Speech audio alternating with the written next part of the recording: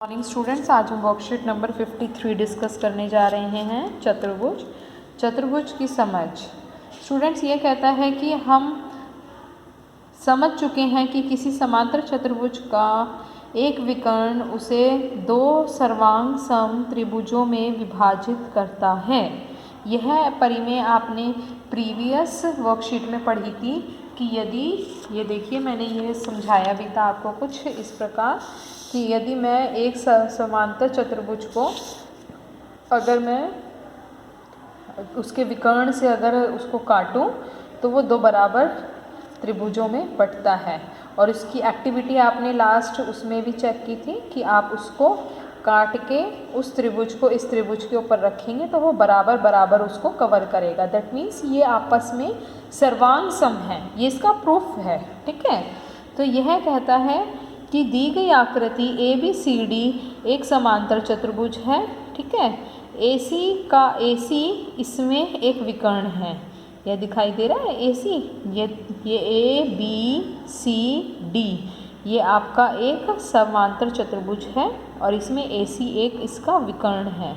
Okay, तो ये कहता है कि इस विकर्ण आगे ये कहता है कि तथा अगर ये आपस में ये विकर्ण है और ये समांतर चतुर्भुज है तो ये जो ट्राइंगल ABC होगा और CDA होगा ये दोनों आपस में सर्वांग सम होंगे। ओके, ABC दिखाई दे रहा है, ये ABC और CDA ये दोनों आपस में सर्वांग सम होंगे। ओके स्टूडेंट्स, तो क्योंकि ये आपने परिमेय पिछली वर्कशीट में पढ़ी थी तो इसलिए जब ये सर्वांग सम होंगे तो इनकी संगत, तो इसलिए जो इनकी संगत भुजाएं हैं और कोण होंगे वो भी आपस में बराबर होंगे। ठीक है, तो अतः आप कह सकते हैं कि AB जो होगा वो CD के बराबर होगा, BC जो होगा वो AD के बराबर होगा। क्योंकि एक समांतर चतुर्भुज के में सम्मुख भुजाएं बराबर होती हैं इसलिए ये आपस में बराबर होंगे। और आप ये शॉर्ट फॉर्म में ये एंगल्स का लिखा हुआ है, BCA को 6 कह रहा है, DAC को 5 कह रहा है, कुछ इस प्रकार से है ना। तो आप एंगल 6 कहता है एंगल 5 के बराबर होगा। ये देखिए एंगल 6 एंगल 5 के बराबर होगा, एंगल 3 एंगल 4 के बराबर और एंगल 1 एंगल 2 के बराबर। ठीक है, ये आपके समांतर चतुर्भुज की ये प्रॉपर्टी है, इसको ध्यान से समझ लीजिए। ठीक है, यदि वो विकर्ण आपको दिया गया है किसी समांतर चतुर्भुज में तो वो क्या क्या रोल करता है वो है ये। ठीक है, अब ये कुछ इम्पॉर्टेंट पॉइंट्स बताने जा रहा है। अगर किसी चतुर्भुज की सम्मुख भुजाएं बराबर होती हैं तो वह आवश्यक ही एक समांतर चतुर्भुज होता है। तो ये आपको एक समांतर चतुर्भुज दे रखा है PQRS, जिसमें ये कहता है PQ जो है वो RS के बराबर है, QR जो है वो PS के बराबर है। तो चतुर्भुज PQRS अवश्य ही एक समांतर चतुर्भुज होगा। और सेकंड पॉइंट कहता है कि अगर किसी चतुर्भुज के सम्मुख कोण बराबर हैं तो वह अवश्य ही समांतर चतुर्भुज होगा। स्टूडेंट्स, ये इसी का ही कन्वर्स है, जो फर्स्ट पॉइंट है इसी का ही कन्वर्स है। पहले कहता है कि सम्मुख भुजाएं बराबर हैं तो वह एक समांतर चतुर्भुज होगा। दूसरा कहता है, ये भुजाओं का है और ये कोण का है, कन्वर्स नहीं है, ये अलग अलग हैं। अगर सम्मुख भुजाएं बराबर हैं, भुजाएं बराबर हो गई तो भी यह समांतर चतुर्भुज है। और दूसरा पॉइंट कहता है कि अगर इसके सम्मुख कोण यानी कि एंगल 1 एंगल 2 के बराबर है और एंगल 3 एंगल 4 के बराबर है तो भी यह एक एंगल 3 एंगल 4 के बराबर, तो भी यह एक समांतर चतुर्भुज होगा। ये देखिए एंगल 1 एंगल 2 के बराबर, एंगल 3 एंगल 4 के बराबर, तो भी यह एक समांतर चतुर्भुज होगा। तो स्टूडेंट, इसमें आपको ये दो प्रॉपर्टी बताई गई हैं कि ये समांतर चतुर्भुज किस बेसिस पे होगा। फर्स्टली कि अगर इनके आपस में भुजाएं बराबर हैं, सम्मुख भुजाएं बराबर हैं तो यह एक आपका समांतर चतुर्भुज बनेगा।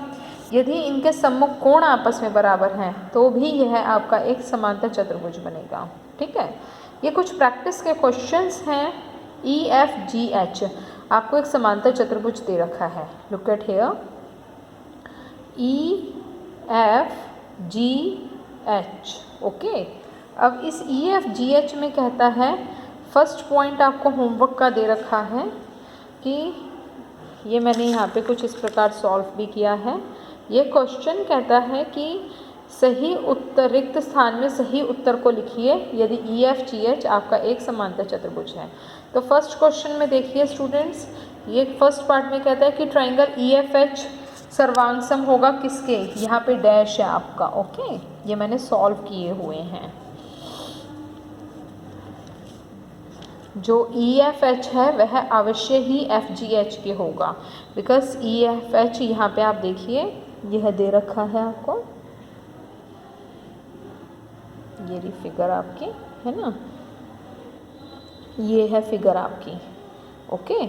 यहाँ पे E, ये है F, EFGH, ये विकर्ण है FH, तो यानी कि ये दो आपके सर्वांग समता हो जाएगी इन दोनों त्रिभुजों की।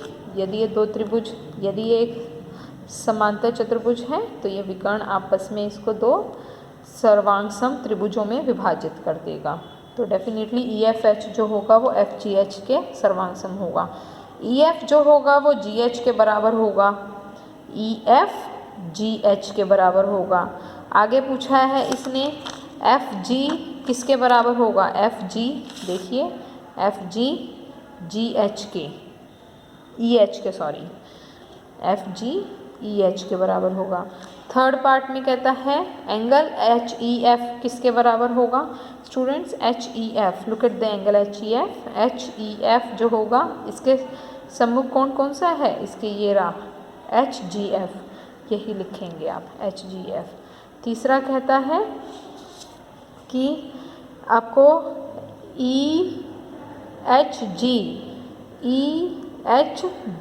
यह दे रखा है, ये वाला कोण है ना, तो इस ये वाला कोण किसके बराबर होगा बेटा, EHG दिखाई दे रहा है, ये वाला कोण, ये वाला कोण होगा आपके इस वाले कोण के बराबर।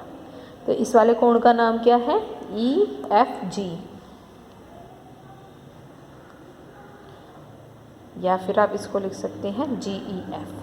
अब कहता है एंगल EHF,